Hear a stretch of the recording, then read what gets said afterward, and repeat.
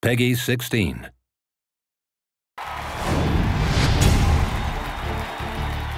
What's up, guys? Nevin Dravinsky, producer on UFC Undisputed 2010, coming to you from the famed Black House Gym, once again in an undisclosed location somewhere in Los Angeles, California. I'm joined here by Mr. Ed Soares, co-owner of the Black House Gym. Thank you so much. Oh, it's my pleasure. We're going to talk today about some of the improvements and enhancements to the UFC Undisputed 2010 career mode.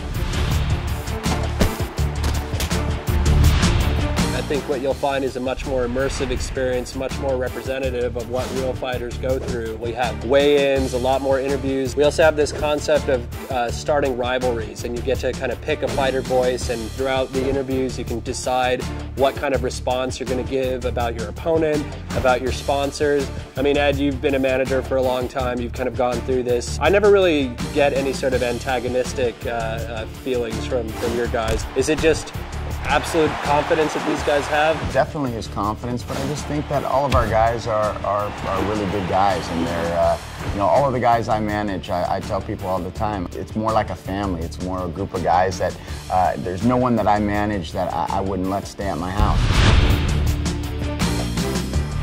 The game will actually track how you actually proceed in the game. If you're a guy that does a lot of head kicks in the game, eventually your opponents will start taking you down, or, you know, going to the ground, trying to exploit your weakness. Rogan and Goldberg might call out, like, the guy's knocked out his last 5 opponents via head kick, so you can't use the same game plan over and over again. And with your guys, what's the thought process that goes on there? You know, all the guys like to watch a lot of the fights. Some guys like to watch it less than others, but most of the time all the coaches are always paying attention a lot to their previous fights. Every fight is different. A perfect example would be the last fight against, you know, Cain Velasquez against Rodrigo. You know, we really thought, even though he was knocking people out, he was really using his wrestling. So we thought that he was going to come in, and Rodrigo really believed that he was going to take him down.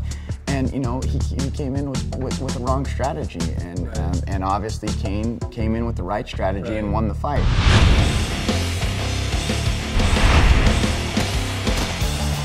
So much like in the real UFC, we give players the opportunity to train at different camps. This year it's not boxer, wrestler, you know, Muay Thai, Jiu-Jitsu guy. You're just learning specific moves, and you go work with members of these camps to get these moves. So for example, if I'm in, you know, heavyweight, I work with Junior and, on his boxing, and I work with Nogueira on my Jiu-Jitsu. And as a result, I'll get these specific moves that I'll be able to apply to my fighter. So, in career mode, on top of being able to create my own fighter, I could create my body type, my weight class, what brand shorts I wear, what sponsors I have, and then I can also choose what camp I want to go train with. Correct. And all of these things get unlocked in tiers. When you first start out in your career, nobody knows you, nobody wants to sponsor you, you know.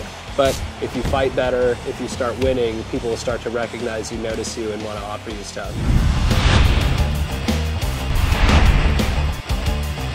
You've had like a long career and history with these guys and kind of watched them all grow up. You know, they came from all different places. Lyoto, he got his first fight in the US here, was in the WFA. And what a great segue, you know, in our career mode, we have this aspect of where instead of, you know, jumping right into the UFC, you actually start off your fights in the WFA, much like Lyoto, and then at some point, if you perform well, you actually get to move up into the UFC.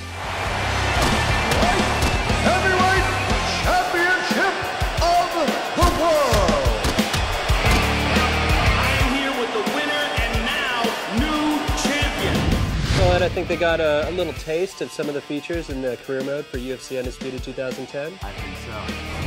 For the full interview, go to community.ufcundisputed.com.